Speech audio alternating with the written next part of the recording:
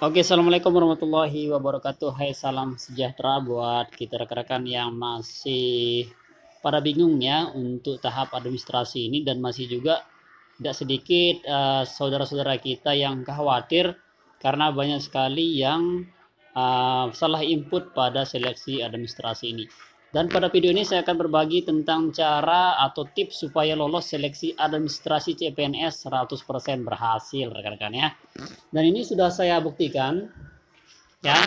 Intinya pada rekan-rekan banyak sekali kesalahan-kesalahan, dan pada komentar yang sudah saya buat video sebelumnya, komentar yang terkait, Kak gimana sih kok ini saya salah input nomor ijazah Kak, bagaimana caranya menganunya dan sebagainya, dan itu agak repot sekali untuk memperbaikinya rekan-rekan. Begitu juga dengan yang salah input seperti tanggal lahir atau salah input alamat dan sebagainya, maka akan terjadi kekhawatiran-kekhawatiran yang tentu akan merusak konsentrasi kita belajar dan untuk pada tahap tes CPNS-nya nanti rekan-rekan.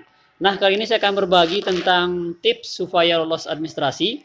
Ada 5 tips yang harus Anda lakukan ya. Dan ini sangat work sekali, sangat bekerja, dan tentunya 100% berhasil. Yang pertama ya, yang pertama adalah tips pertama, jangan terburu-buru melakukan pendaftaran ya.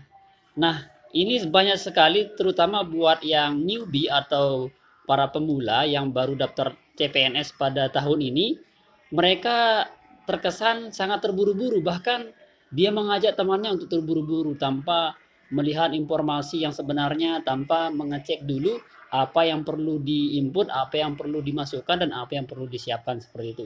Nah, intinya rekan-rekan jangan sampai terburu-buru ya, santai saja. Yang penting jangan sampai pada akhir atau deadline yang ditentukan oleh pihak ASN atau BKN pusat. Nah, itu pertama, jangan terburu-buru rekannya.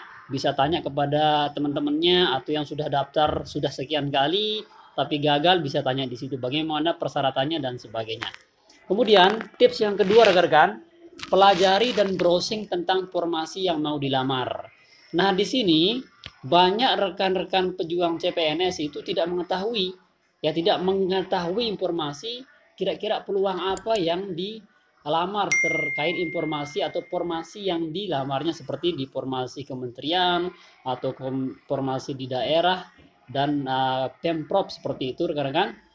Jadi silahkan ya browsing, misalkan Anda mau mengetahui tentang formasi daerah di provinsi Bali misalkan, Anda browsing di BKPSDM Bali, lihat di websitenya, dan semua instansi tentang formasi ini sudah ada websitenya rekan-rekan. Di sana seperti bagaimana menulis suratnya, format suratnya seperti apa, format surat pernyataannya seperti apa, itu harus kita ketahui.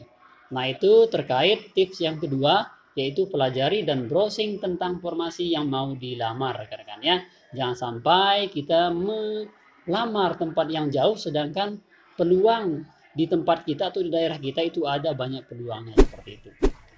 Kemudian selanjutnya adalah rekan-rekan jangan lupa untuk tips yang selanjutnya itu input nomor penting ya.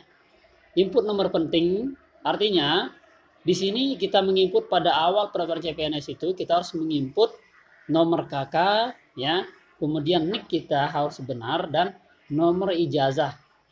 Nomor ijazah di sini terkadang dalam suatu ijazah ada juga nomor ya, nomor terkadang double yang terkadang membingungkan para pelamar CPNS ya, seperti ini ya. Ini ada 2 nomor rekan-rekan, ini ijazah 2 nomornya, dan yang Anda masukkan adalah nomornya, bukan nomor registrasi, bukan norek yang di atas ini, tapi nomor registrasi ya rekan-rekan, seperti itu. Nah, jadi Anda harus hati-hati menginput nomor beserta juga tahun ijazahnya dan nomor lain seperti berat badan Anda, kemudian juga email Anda, password Anda juga harus dihafalkan. Dan juga di sana yang biasa diinput itu yaitu adalah alamat jalan ya, alamat jalan Anda, kemudian kabupaten yang lengkapnya rekan-rekan. Itu hati-hati dengan menginput nomor penting. Kemudian tips yang keempat adalah, jadi rekan-rekan berikan nama ya setiap penguploadan file yang diunggah. Nah, setiap file yang diunggah seperti pada pertama kita daftar, yaitu foto yang ukuran 3x4, itu harus Anda berikan nama. Banyak sekali rekan-rekan yang tidak memberikan nama, namanya masih image, namanya masih JPEG, namanya masih kompres karena hasil kompresan di online, namanya masih scan karena hasil scanan, namanya masih Photoshop karena hasil dari Photoshop, seperti itu. Dan itu yang membuat kita tidak berhasil pada tahap administrasi, rekan-rekannya. Jadi silahkan berikan nama pada setiap file yang kita upload atau file yang kita unggah. Ya, seperti yang tadi saya singgung, yaitu pada tahap di 3x4. Jadi pas foto itu silahkan berikan dia pas foto 3x4. Kemudian begitu juga dengan pas mengupload sebuah foto, ya, tulis sebuah foto, ya, sebuah foto kemudian upload. Begitu juga pas mengupload berkas-berkas lain seperti surat lamaran, tulis di biar dia istilahnya biar dia sinkron, ya, antara file sama namanya. Surat lamaran, tulis surat lamaran, surat pernyataan, tulis surat pernyataan. Nah, kalau dia gabung, bagaimana dia gabung, Mas? Seperti di sana biasanya di kementerian itu biasanya dia gabung antara surat lamaran dan surat pernyataan. Nah, itu digabungkan, ya. Jadi biar bikinkan dia namanya seperti double, ya. Namanya adalah surat lamaran dan surat pernyataan. Nah, seperti itu, ya. Kalau Anda bingung masih bagaimana cara menggabungkan dua file menjadi satu file, silahkan lihat di deskripsi video ini, sudah kami siapkan, atau lihat di pojok kanan sudah kami siapkan videonya, seperti itu. Kemudian begitu juga dengan KTP, ya, berikan nama eKTP. Selanjutnya berikan nama juga buat ijazah Anda, ijazah asli, ya, dengan huruf besar tentunya. Jangan sampai menggunakan huruf kecil, ya, karena kalau huruf kecil itu juga mengakibatkan salah satu hal yang sepele kelihatannya, cuman itu juga bisa membuatkan kita gagal dalam daftar CPNS. Dan juga transkrip nilai, ya. Jadi transkrip nilai asli, berikan nama dengan nama transkrip nilai asli. Dan yang terakhir, berikan juga tentang nama-nama yang semua yang Anda upload itu sesuai dengan nama atau file yang kita upload, seperti itu. Ya, saya rasa sudah mengerti, rekan-rekan. Kemudian tips yang terakhir adalah, ya, tips yang terakhir itu jangan gunakan HP, ya. Jangan gunakan HP atau jasa. Nah, banyak sekali pada para pejuang CPNS, dia terkadang mencari di Google itu cara mengupload, cara daftar CPNS lewat HP. Ya, banyak sekali tutorialnya, cuma rekan-rekan itu tidak efektif. Karena HP itu ada kelemahan-kelemahan yang tidak dimiliki, yang tidak memiliki dan tidak ada di PC atau di laptop Anda, rekan-rekan.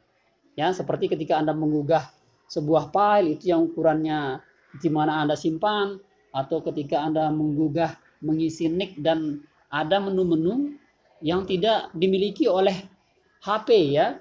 Ya, seperti itu. Jangan gunakan HP, rekan-rekan. Intinya usahakan jangan menggunakan HP, ya. Saya rasa Anda bisa meminjam di teman Anda laptop, atau Anda bisa pergi ke warnet, atau juga bisa membantu atau minta tolong sama teman terdekat Anda. Kemudian jangan gunakan jasa.